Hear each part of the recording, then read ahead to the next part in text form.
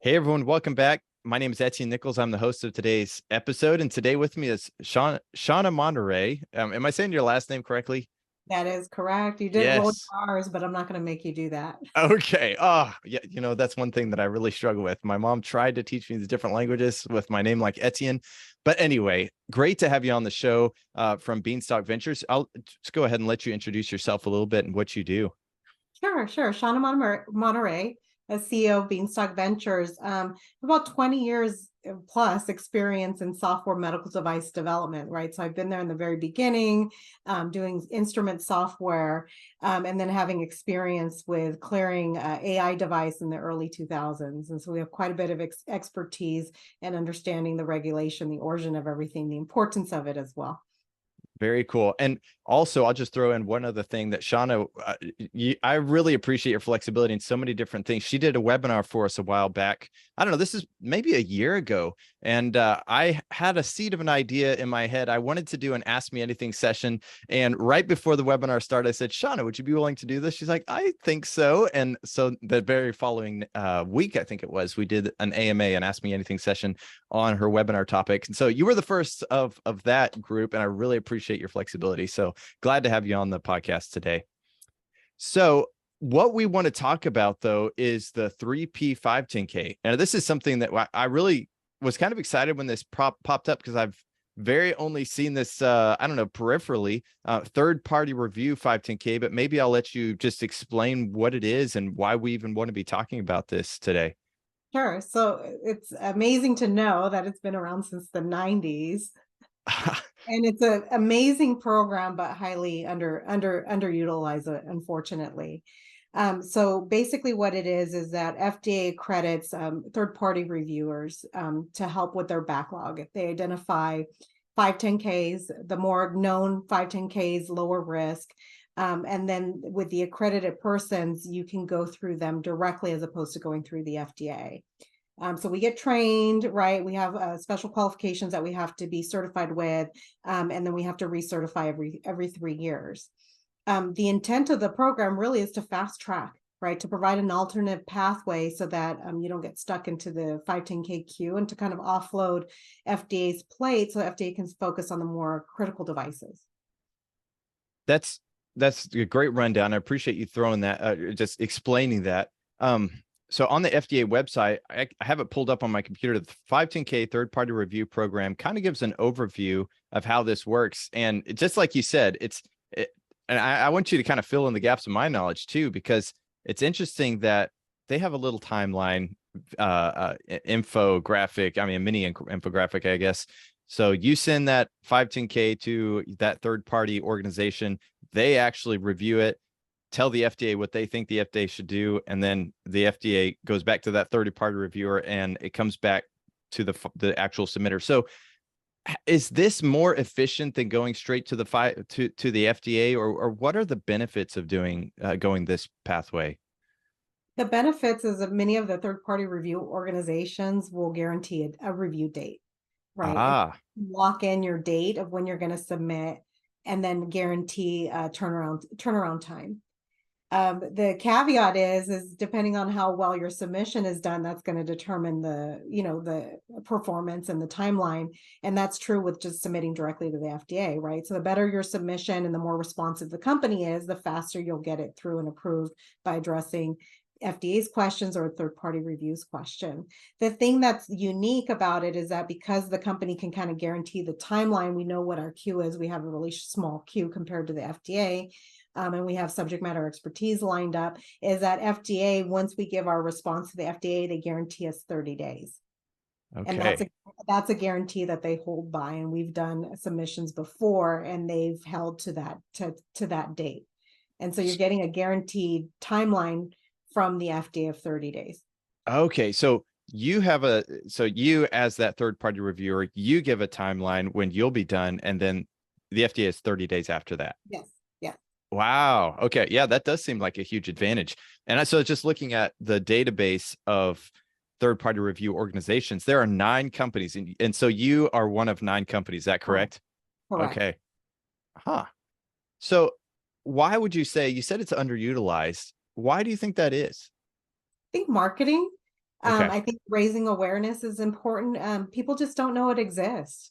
Yeah. So we did a webinar recently, and the team had an idea after I had visited the FDA to kind of do a little mini commercial. And usually I don't do that. I just kind of present on some sort of topic. And we found out that people were very interested in the topic and not aware that it existed, even large organizations.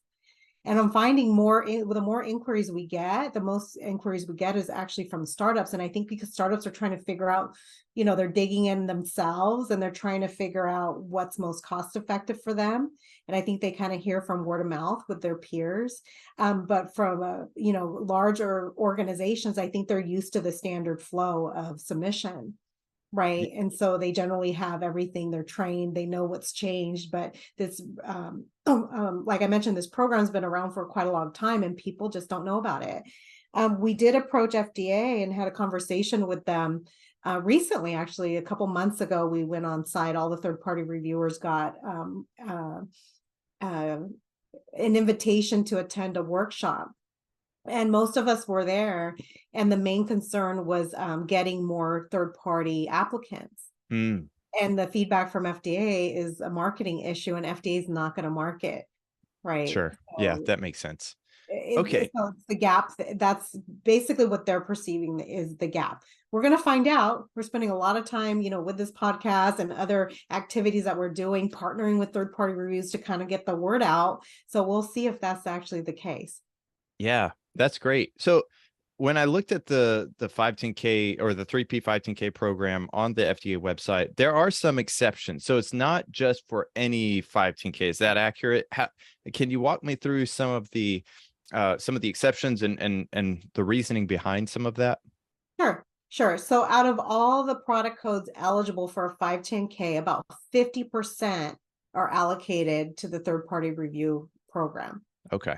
Of those 50%, only about 2% are actually going through third-party review. So it's significantly underutilized, right? That's a really low number compared to what capacity we have in terms of availability and also qualification.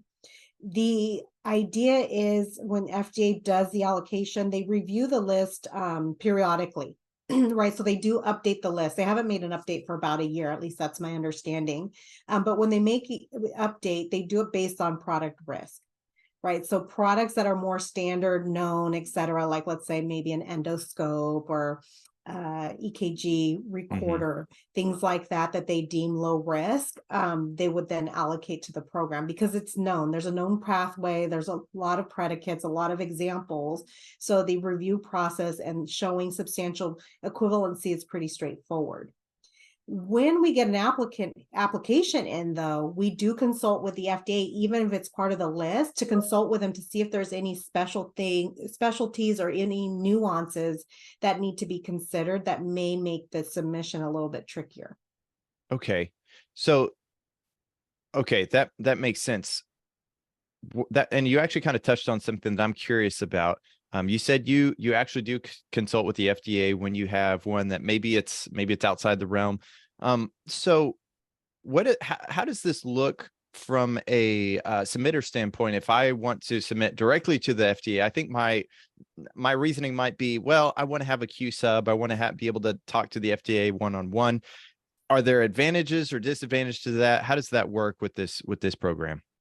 Okay, so we still consult with the FDA regardless, right? So Okay. once we get an applicant that comes in, then we have a consultation meeting with the FDA. So we do engage with FDA throughout. We request documents from FDA. So we have the same access and information the FDA would have, providing we have that conversation with the FDA and ask for that information, right? So that's available to us. So that's, I guess, going to depend on reviewer to reviewer. But going back into like maybe specifically the Q sub, you can still do a Q sub and go through a third-party review organization. Okay. You need to communicate with your third-party reviewer, though, that you did a Q sub, and you should include your Q sub documentation as part of your submission to the third-party review organization. Okay. We will ask for it, right? If you've had, but we're not going to ask specifically. Generally, we don't ask specifically for Q sub, but we will ask, have you had any interaction prior to us with the FDA? And if so, what was it? And so one thing to keep in mind is that the Q sub is binding. So if you get feedback that's undesirable, let's say from the FDA, that's binding, you can't skirt by going through a third party, right? We will find out. Yeah. But we do have to adhere to it as well. It is binding for us as well. Sure. That makes sense. So being one of 9 companies, it's obviously kind of a rarefied air, it would seem. I know the medical device industry isn't huge, but what does it take to become a third-party reviewer? What did you, being one of those 9, what did you have to go through to become one of those? Yeah, so I would say to start, like, we didn't think we would get approval, right? We saw the advertisement go out, right, where they're opening it up every so often for new review organizations, right? So it's a period of time where they'll open it up for, that's when we have to reapply, and then they allow new applicants to come in. Okay. One aspect of the qualification is training and real world experience. Right. So the expectation is that we have done submissions before of similar complexity, and we Mhm. have that domain and technical expertise to do the substantial equivalency review. The other aspect of it is being involved in audit capabilities or roles previously, which includes either an FDA audit or some other type of regulatory structured audit, right? Having that level of expertise in-house as well.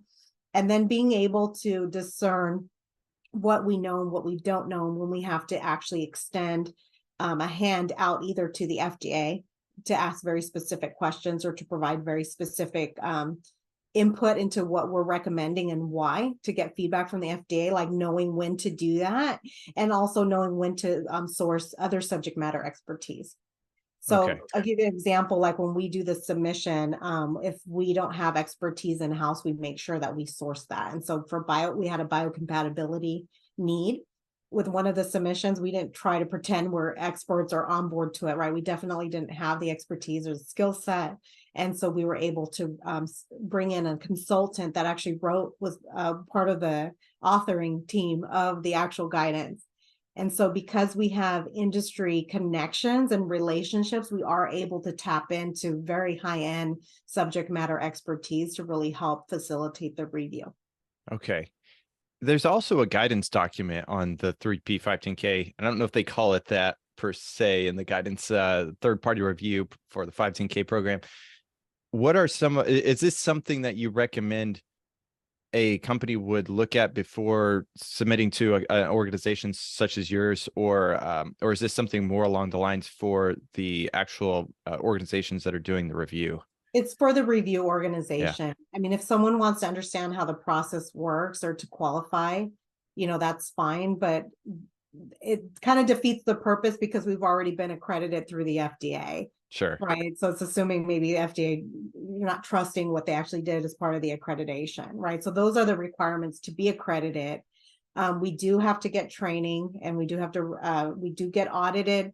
There's quite a bit of stuff that happens. And so we're not trained and audited like we would be for a medical device manufacturer, but there is quite a bit of rigor there around the Okay. process to make sure we're doing what FDA expects us to do, and we're delivering high quality output to them. Okay. They do score us. There's a ranking system. So I don't know if you want to talk about that, but there's other aspects that can be looked into to determine who the best third-party review organization might be for you, for your company. Yeah, let's talk about the ranking system. How does that work?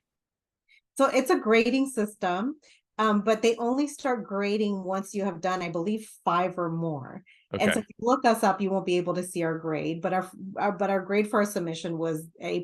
We got the best score, and the FDA was actually impressed with our submission, saying it was a very complex submission because we pride ourselves on high complexity development. So it was highly complex, but also very well done, where the FDA didn't have any additional questions. But that's our goal as an organization. Yeah. We purposely try to do that, because if we go and do the first part of the review and work with our client on a set of questions, right, and our client gives us feedback and addresses all those, and then we give a recommendation to the FDA, and the FDA comes back with gaps, then I feel personally, right, from a business perspective, we Yeah. didn't do a good enough job.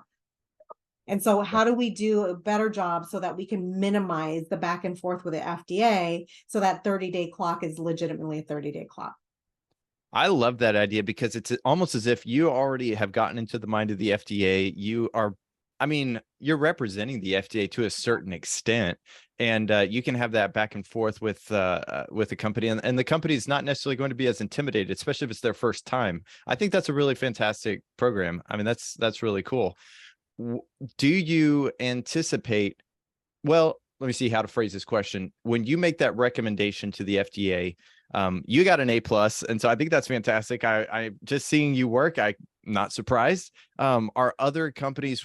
How likely is it that the FDA would come back to a third-party review and have a difference of opinion on that recommendation? Any opinion there? I don't have any Yeah, statistics on that, but I know they do. And I guess I can touch a point, another topic, a point that we should discuss is yeah, feedback around those that have used the third party review organization. yes. So we've had customers reach out to us for consulting work. And we've mentioned we're a third party review organization. They're like, yes, we know, that's how we found you. But what ends up happening is we get feedback on the third party review and complaints about the program for those that have used it. And the Okay. main complaint is they perceive the third party review organization, to your point, as the extension of the FDA. And so when the review goes through the FDA, they would expect it to pass because they've already dealt with the third party reviews questions. And so they Mm, already know what the recommendation is going to be based on those questions. And so there has been cases where the FDA has gone back with very significant findings that will cannot be addressed in a reasonable amount of time. And I'm talking mm, about findings in testing where they have to go back and test, mm, findings in the design where they have to go back and remediate the design. Those are significant. And so yeah. when I mentioned what we do as an organization, we're a little bit more expensive actually. And the reason for that is because we bring in the subject matter expertise to make sure that doesn't happen, because Hmm. we want to guarantee that timeline.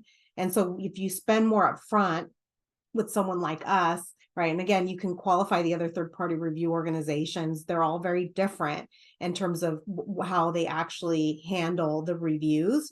We have like basically, requirements that we all follow. So it's all the same, but our pricing model and business model might be a little bit different.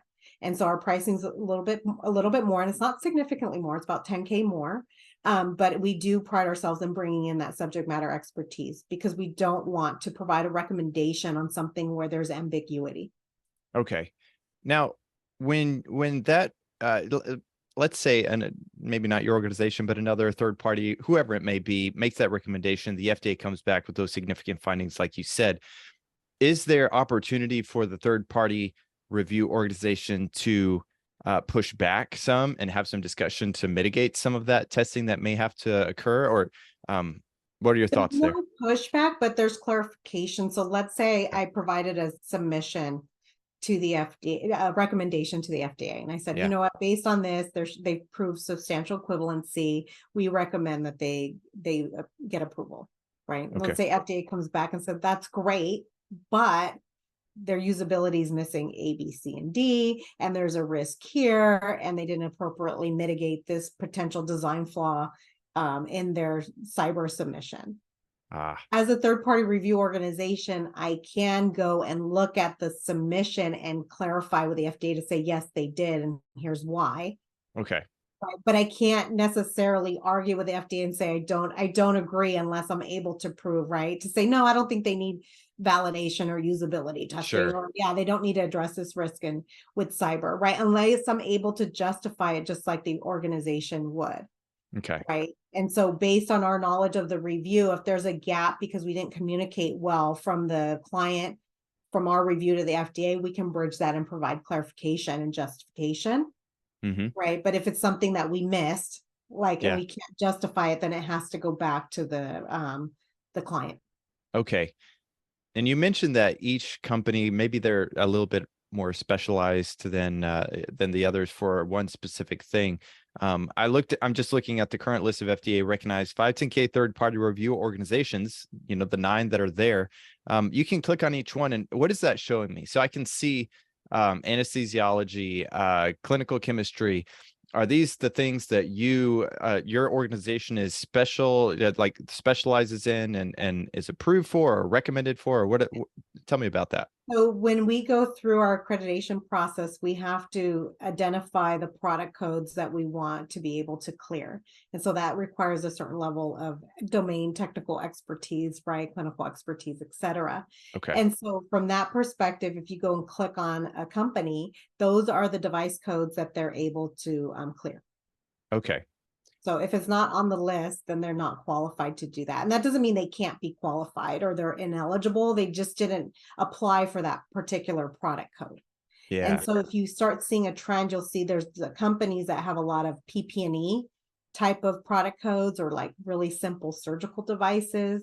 I mean, I say simple because I mean from a technical complexity, right? Like a knife or surgical knife or something like that versus a very complex electromechanical software device. You could see a split there. Us as an organization, that's where we need the split. So we only do electromechanical devices that have software, and software and firmware. We basically say that that's the same thing, and FDA recognizes firmware to be a type of software. And Okay. so anything that's electromechanical with firmware or software is on our list in general. If there's some that are missing, it's probably we just missed it when we did the sweep to do the accreditation, but generally that's how it's done. And you have to get accredited code by code. So you legitimately have to list each one. Okay. How often do they update the list of 3P510k review I don't organizations? know. Yeah, I don't know if it's standard, but I know they look at it probably annually, but I don't know if that's guaranteed. I don't think they've updated that list within the last year, is Okay. my understanding. And you mentioned the grading system. Is it possible, like, if you were to get a failing grade, are you kicked out, or how does that work? No, I don't think so. I think it may trigger an audit, maybe, right? Just like if you have a lot of recalls and stuff. I don't know if that's actually an indicator of that. But I think it will show that there's an issue, and FDA will probably reach out and have a conversation with that third party review organization.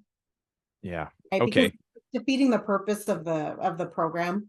And the rating system is really there for accountability, right? So if you start seeing someone with really low ratings, you might want to question why. Hmm. But then again, I want to kind of point out that of the 9 organizations, there's only 2 that really have substance in third party. And the reason being is because they're significantly older. They've Hmm. been around for a long time. So they have more volume and Yeah. recurring customers. And then the other reason is because of visibility with the program. So the Just lack program, of awareness. Yeah. yeah, lack of awareness for sure. And so generally, like you can imagine, like there's 9, right? And 2 of them are predominantly the main reviewers. Out of the 9, who are you going to pick? You're probably going to pick the one with the more traction, right? So that ends up being kind of a self-fulfilling prophecy where the other reviewers aren't getting the share of the work. For us, we do get quite a bit of inquiries. So we're fortunate that way. I think some of the main things we're seeing with the inquiries is the companies just aren't ready. Yeah. And we will not move forward with accepting a deposit if we feel with that initial conversation they're not ready. And we can tell right away. Yeah. That's good.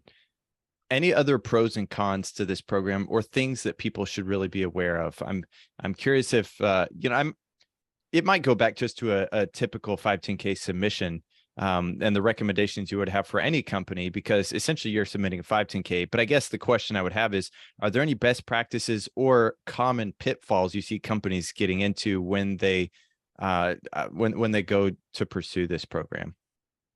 Yeah, I would say, and I think this is just generic. I don't think, well, one, let me talk specifically to the program. Sure.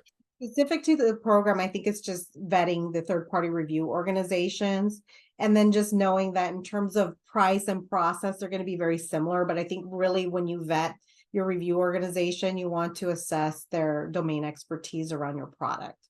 Okay. Right. And even if they don't have the domain expertise, you want to kind of know enough and have the confidence that they're actually going to go out and source those resources and add them onto the review team so that they can have a high quality review. So I think that's the most important.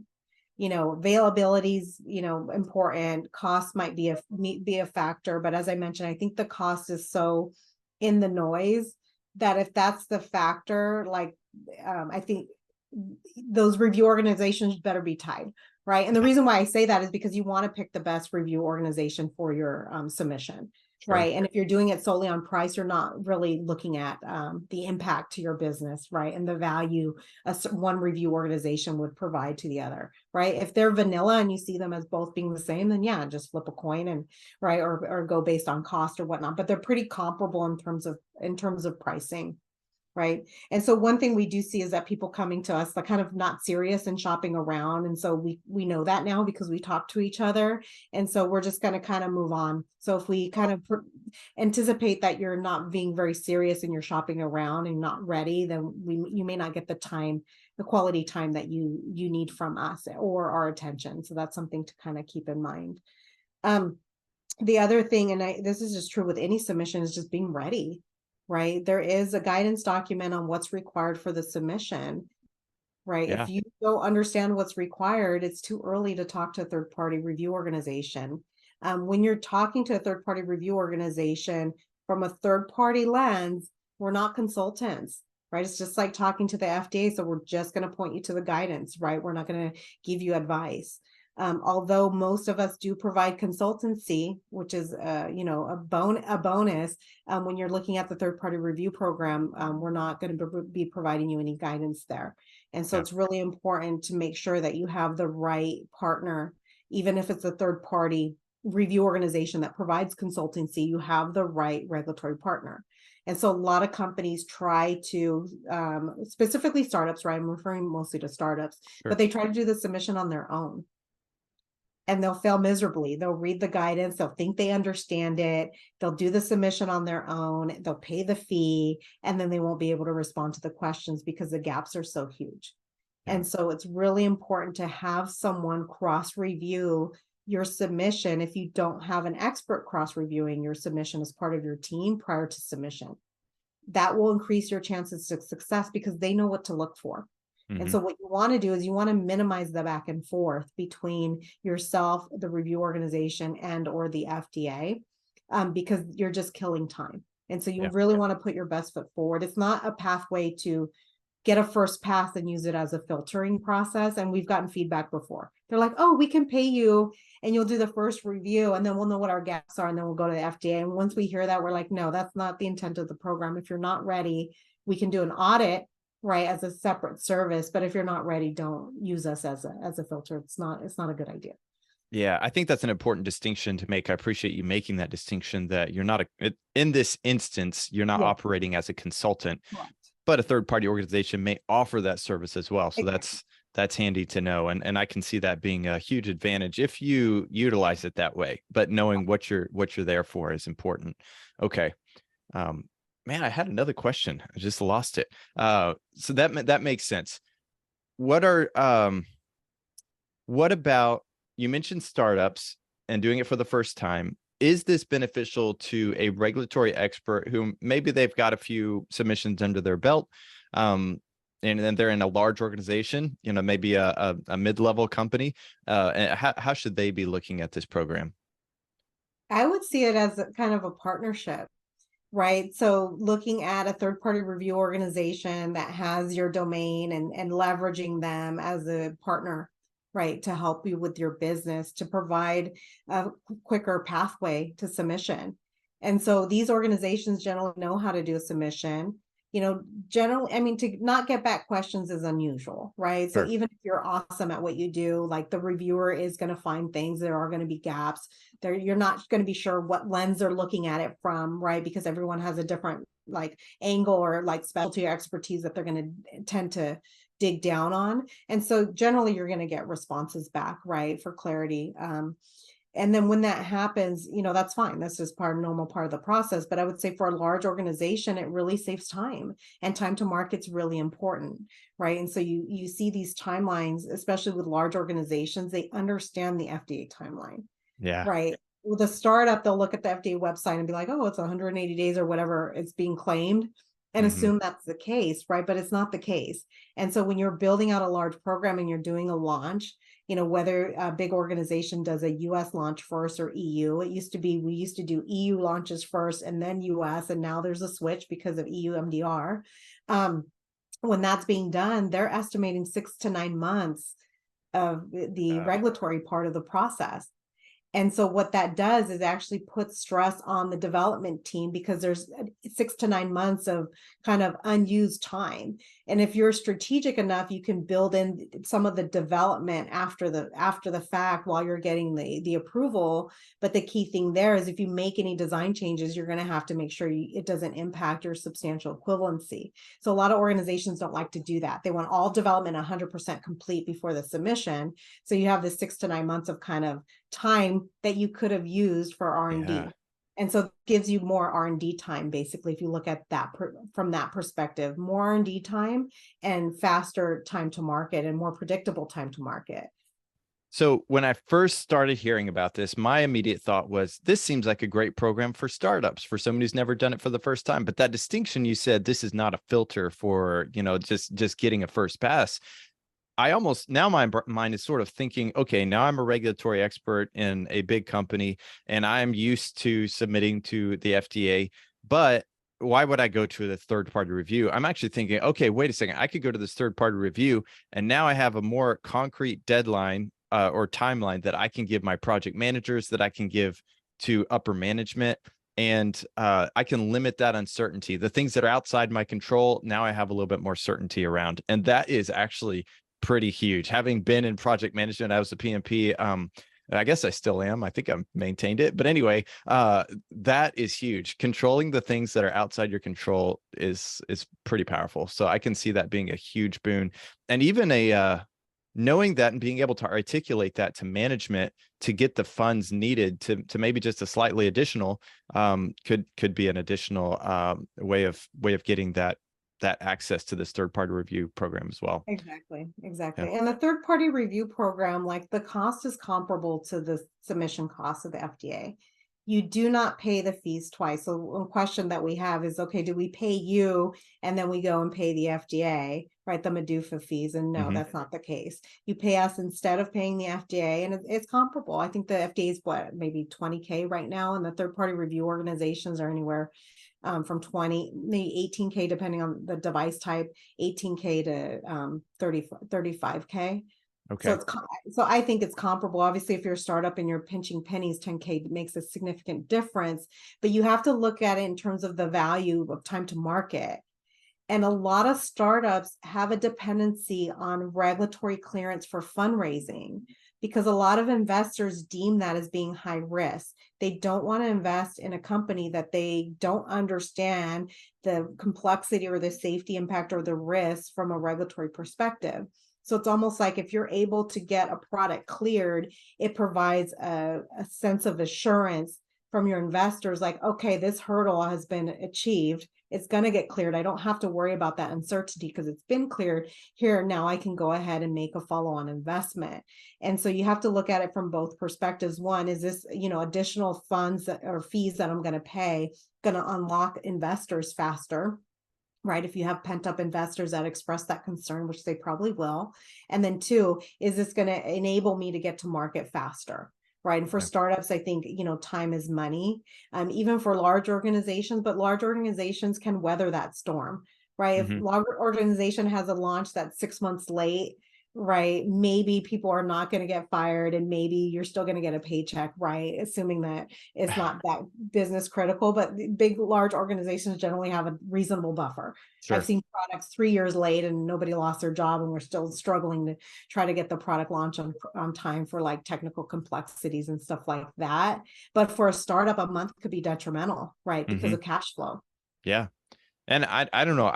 I'm not arguing with you at all in startup, but I might make the argument now that the larger organizations are feeling a little bit more just due to the economy. And hopefully it goes back to that, 3 years is no big deal, but right now it might be a big deal. I agree. So, and that's why I was saying, typically, yeah. in the current landscape, we are seeing significant layoffs, like just from not meeting timelines, competitiveness, right? Like that your competitors getting there faster, quicker. We are seeing that pressure. And I think the pressure started with COVID, right? That impacted the industry in terms of their ability to withstand, right, a recession and all this other stuff that's happening, because COVID was a long time. It wasn't like a 6 month, impact, right? It was a couple years impact on even, elective surgery and that type of thing.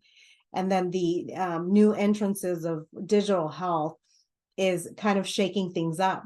So the big medical device manufacturers are behind. Everything's on the instrument. They're not leveraging the cloud unless they started as a cloud company, right? Yeah. And so there's a sense of kind of catch up, right? And these startup companies are more nimble, right? So anything that a large organization can do to be more competitive, get to market faster, is definitely going to be a benefit. Yep. That's a good point. That competitive advantage of getting to market first is pretty big. Anything else? Any last words you have about this topic, or how can people find you? What last piece of advice do you have? They can find us on our website, so www.beanstockventures.com, but also on the FDA website. You can go there and you look up your product by product type and device and product code. And then from there, you can see the list of third-party review organizations that are qualified for your product. We are listed there. I believe there's an email on there. Do you happen to have it up? I think it's 3P.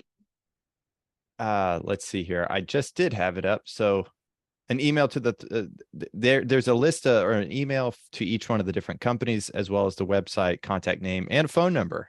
Yeah, so our email is on there as well. Yeah. And can you cite the email that's on there? I think it's 3P510k at beanstockventures.com.